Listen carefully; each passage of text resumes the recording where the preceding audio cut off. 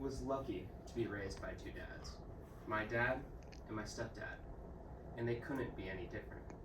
My dad is this fishing culinary school trained aircraft mechanic, and my stepdad is a night shift SWAT officer, rodeo team roper, and high school softball coach. But despite their differences, they taught me that fathers like to show their love quietly when you may not notice it. So you need to work for a connection with your father. I remember going fishing with my dad when I was a kid. We were on that boat for what felt like 12 hours.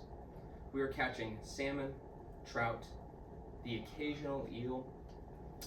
We would get sunburns everywhere, and we'd have to pee in bottles.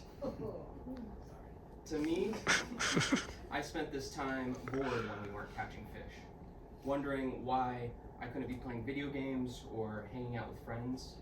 I didn't know that he was trying to make a connection with his son. As you see, we come from a long line of fishermen. Some of my dad's best memories with his dad were fishing, and I didn't know that some of my best memories with my dad were going to be fishing as well. He showed his love through craft, through subtlety, through tradition, but I thought we were just fishing. My stepdad's love looked a little bit different. He liked to take us shooting, not because he wanted us to be expert marksmen or anything, just because he knew it was a hobby that middle school boys would enjoy. We'd set up little metal targets in the distance, and with steady aim and slow breaths, we'd plink them with our little .22 rifles. I thought this was just fun, but he was teaching me respect, responsibility, discipline.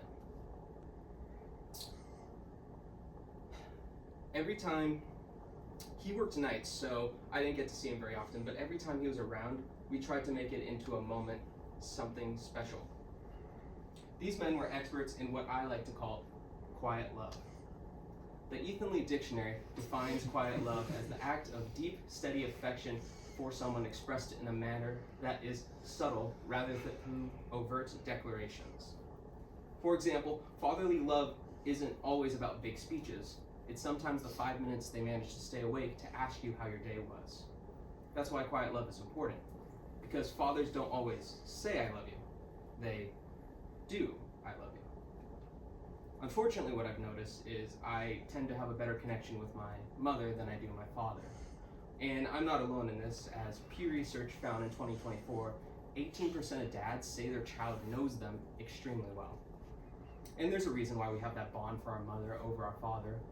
We were physically inside of our mom, connected to them for 9 months, something fathers never get to experience. So they have to work for that experience with one shooting trip and one fishing trip. Because whether you know it, this quiet love is important because it shapes you in the future. Fathers become an example for you for good or bad. For daughters, fathers become a preview of their partner, the way they treat her, the way they act around her, the way they may protect her. For sons, the father becomes a blueprint for the man they would try to become. I had 2 blueprints, 2 examples of men who taught me joy, patience, discipline, kindness, all through that quiet love. You see, I was lucky to be raised by 2 dads, my dad and my stepdad, and they still can't be any different. My dad is going to watch this speech on the phone later. My stepdad is currently watching this speech from the afterlife. My stepdad, Sergeant Scott Lunger, was shot and killed in 2015. I remember going camping with my stepdad when I was 12 years old. He wanted us to set up the camp, but all I wanted to do was ride my bike around and play. He asked me to rotate a tent, and through a clenched jaw, I told him to shut up. I said he wasn't my father. My mom was furious, but him being the man he was, went over to her and said, "Stop, I got this." He took me on a bike ride, and we were gone for about an hour. She remembers the exact moment that we came back. I threw my bike to the ground, I sprinted over to her, I hugged her super tight, And speaking a mild manner, I said, "Mom, why didn't you tell me?" She had no clue what I was talking about. I said, "Mom, why didn't you tell me that he sees me as the son he got to choose?"